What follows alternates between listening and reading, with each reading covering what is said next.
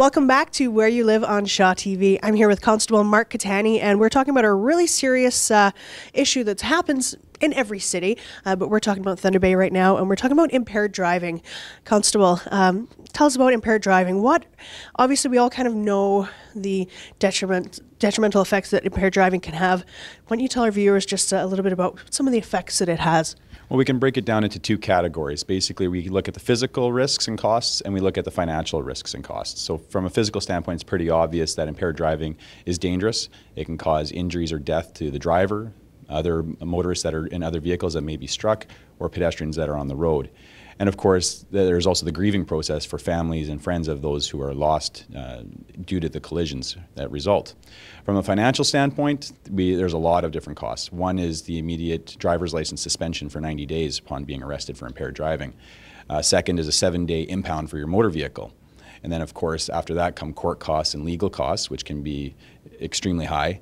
And then upon conviction, you can look at further driver's license suspensions, jail time, fines, and an ignition interlock. And of course, that results in higher insurance costs, and it goes on and on from there, including stressors on the family, loss of employment due to not having a driver's license. So the costs are really staggering. An ignition interlock, what is that? It's imposed upon the courts in some cases where a person actually has to have a device installed into their car where they have to provide a breath sample before the vehicle will even start up. And if it recognizes that you have any alcohol in your system, your vehicle won't start. I can imagine that would be expensive. It's costly, and there's continuous maintenance that has to be performed on it, all at the cost of the driver. And what about the stats in Thunder Bay for impaired driving? Do you know any of those? Yeah, we keep stats just to see what trends are like. We found that 2016 was unfortunately a very high year for impaired driving. We found there was about a 40% increase in impaired arrests over the 2015 numbers. And unfortunately, 2017 is looking like it's going to keep pace with the 2016 numbers. I wonder why that is. I don't know. That's the answer that we really have, is we don't know. Nothing's really changed. Unfortunately, we have seen an increase in drugged impaired driving, primarily marijuana, but other drugs as well.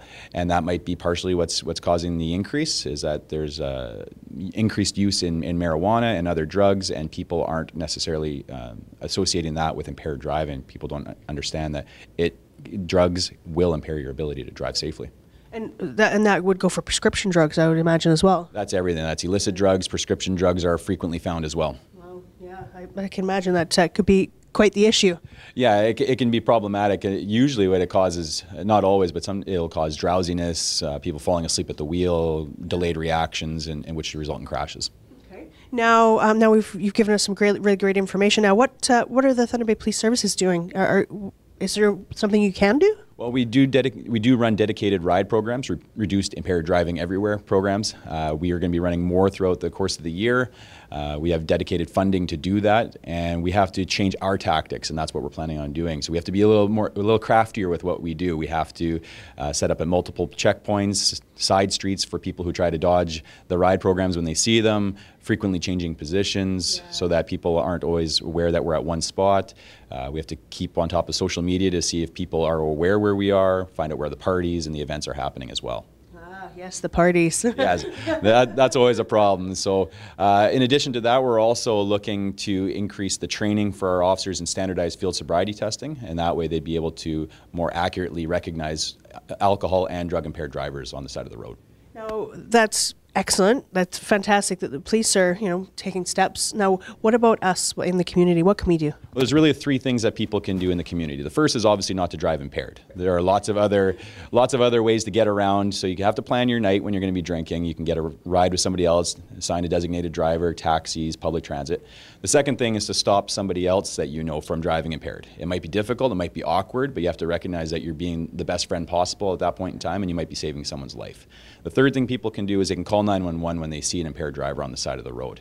The most important things that we need are a description of the vehicle, a license plate, and a direction of travel. But that's the most important thing, is people call in when they do see somebody that's impaired, and the police will try to get into the area and find that person immediately and put it to a stop.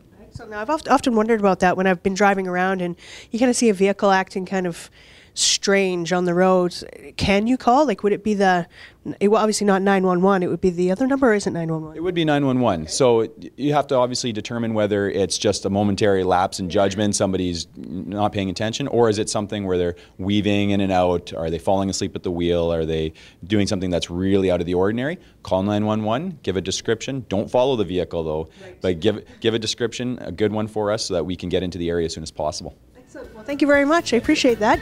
You have a great day, and keep watching Where You Live on Shaw TV.